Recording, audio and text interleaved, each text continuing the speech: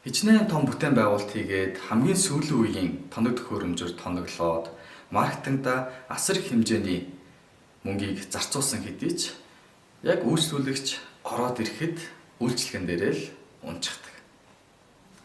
Энэ маань байгууллагыг төлөөлөх үйлчлэгээний ажилтнуудын хандлага, ур чадвартай салшгүй холбоотой зүйл байдаг.